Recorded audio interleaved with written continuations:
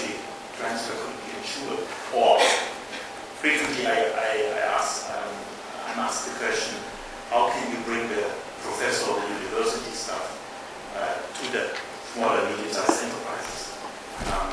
And the answer is the incentives must be set up in the right way.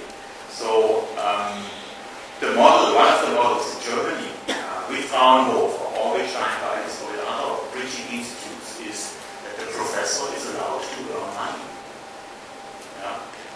If you allow the university staff in Thailand to work in the private sector for 1 year or for 2 years, this is what you heard earlier, so what is the benefit for that university staff and for the professor? Maybe that he can earn money, not only experience, but that he can earn money.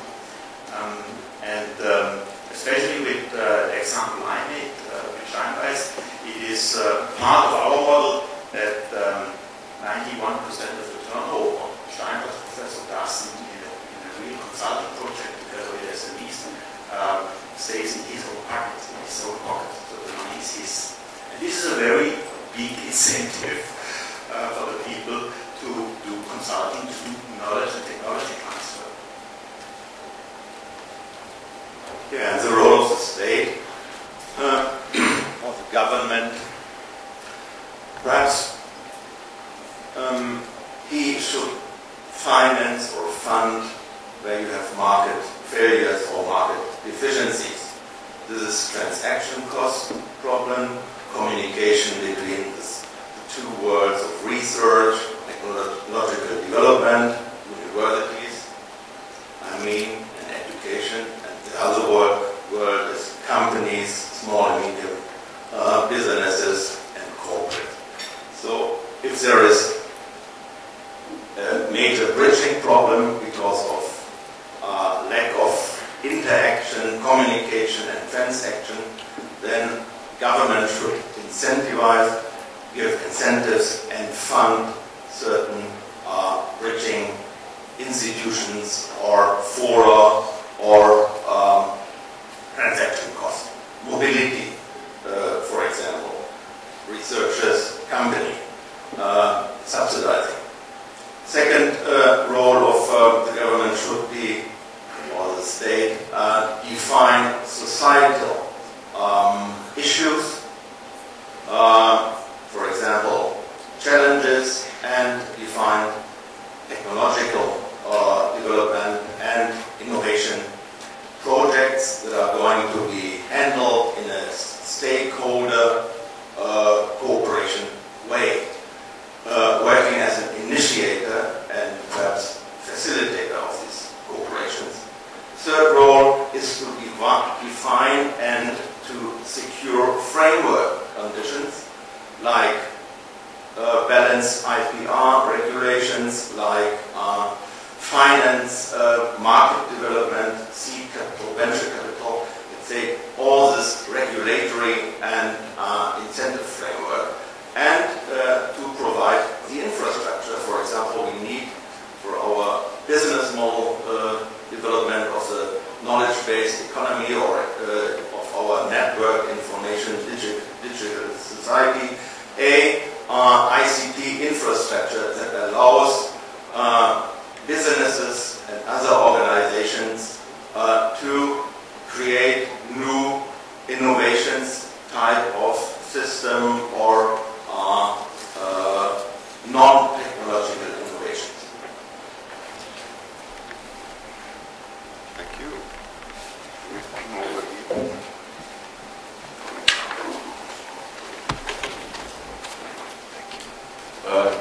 My name is Rainer Jonas. I'm from the Helmholtz Center for Infection Research in Germany. And I would like to, not to make a question, but a comment.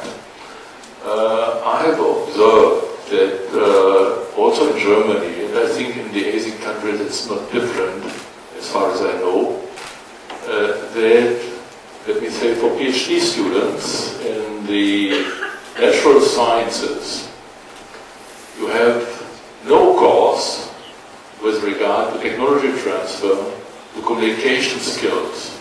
These very important things to open the mind of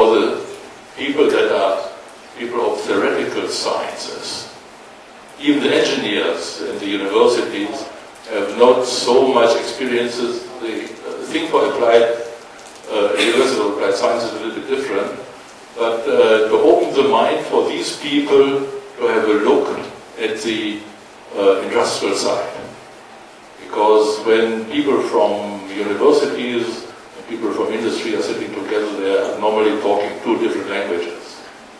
To overcome this problem, I think it's important that at least at the universities you should open the basis for this. I'm trying this actually in our graduate school to introduce this type of courses. Thanks.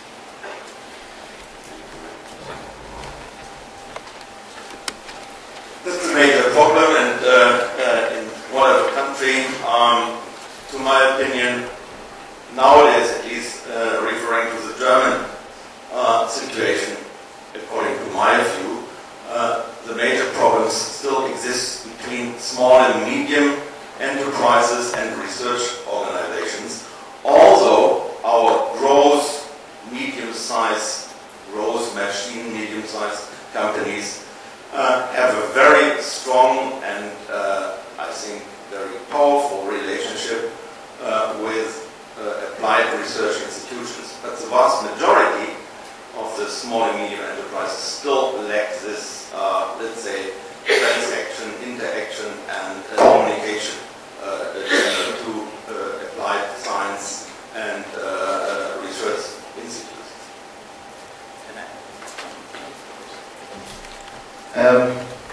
I have both experience as researcher and entrepreneur because I am still doing research. I am reviewing international journal and publishing papers and conference. I also submitting patents, but I am also managing my companies and selling products and services. I think research and entrepreneur is quite different thing, but it's one actually very rare case that it will exist in 1%. So I'm not saying that I am a very rare person, but coincidentally that's happened to me that I'm doing research as like cancer therapy and also brain neuroscience, imaging, and so forth.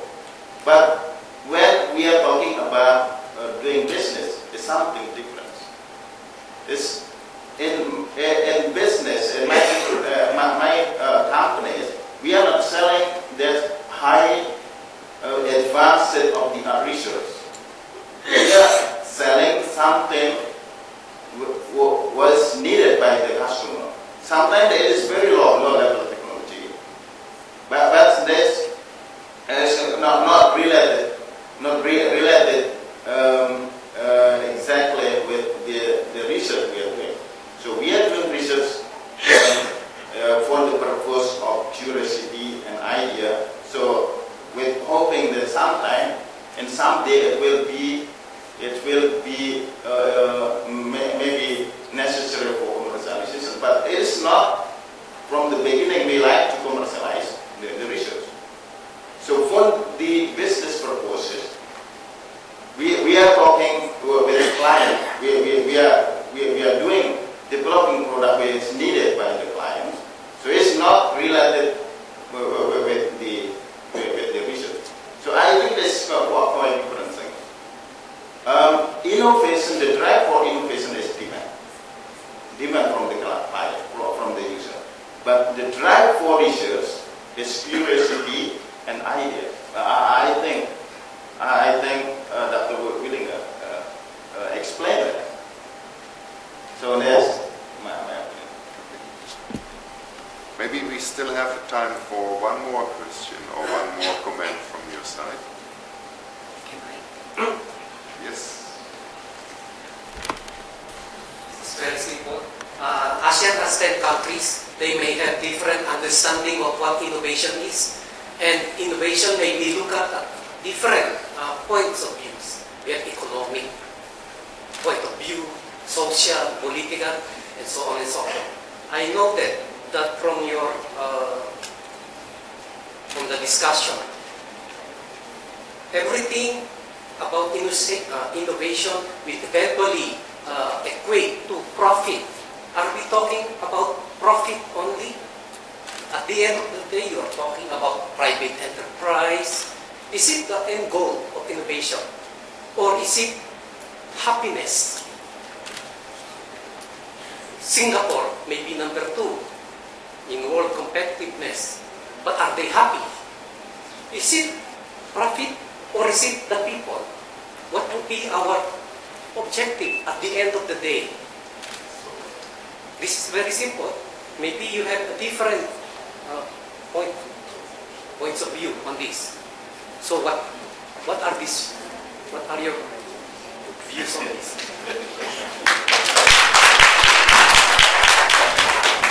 We can leave it as a closing word if you want so.